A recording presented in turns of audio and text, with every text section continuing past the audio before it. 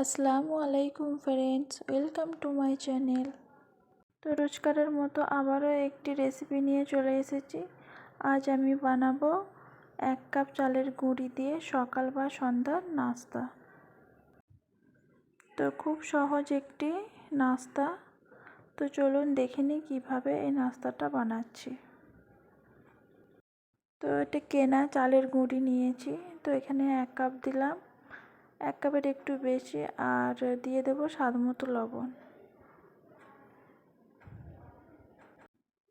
এটা কেনা আটাটা নিয়েছি, আপনারা চাইলে ঘরে তো তৈরি করে নিতে পারেন। আর এখানে অল্প অল্প পানি দিয়ে একটা পাতলা ব্যাটার তৈরি করে নেব, আর পানিটা নর্মাল পানি।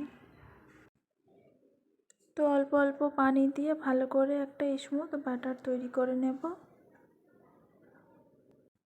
তো এটা যে কেউ বানিয়ে নিতে পারবেন একবারে দেখলে। তো দেখুন অনেকটা এখনও মোটা আছে। তো আবারও এখানে প্রায় হাফ গ্লাসের একটু কম পানি অ্যাড করে দিচ্ছি।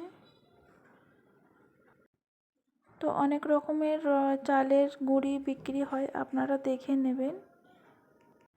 তো যাতে আপনারা এই পিঠাটা তৈরি করতে পারেন সেই ধরনের আটাটা কিনে নেবেন। তো দেখুন কতটা পাতলা বানিয়েছি, চামচির গায়ে একটু লেগে যাচ্ছে না। তো এইভাবে ব্যাটারটাকে তৈরি করে নিয়েছি। তো গ্যাস অন করে একটি তাওয়া বসিয়ে দিয়েছিলাম, আর হালকা তেল ব্রাশ করে নিয়েছি।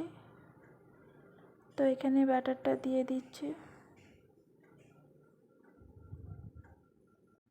তো দেওয়ার সাথে সাথে দেখুন কতটা ফুটো ফুটো বা জালি জালি ভাব এসে গেছে। তো এই পিঠাগুলো বানানো খুবই সহজ। আপনারা সকালে বা সন্ধ্যা, এমনকি ভাত খেতে যারা পছন্দ করেন না তারা রাত্রেও খেতে পারেন হালকার মধ্যে। তো এক সাইডটা হয়ে গেছে, আর এক সাইডটা একটু উল্টে নিলাম। তো দেখুন দু সাইডটা খুব সুন্দরভাবে ভাজা হয়ে গেছে, তুলে নিচ্ছি। তো আবারও একটি করে নিচ্ছি। তো এভাবেই আমি পিঠাগুলো তৈরি করে নেব।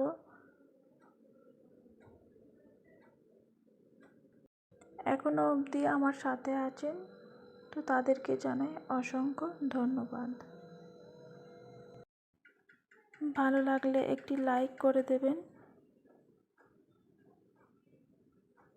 আর উপর থেকে একটু তেল দিয়ে দিলাম, আপনারা চাইলে ঘিও দিতে পারেন। তো দেখুন এখানে পিঠাগুলো কতটা সুন্দর আর কতটা জালি জালি হয়েছে।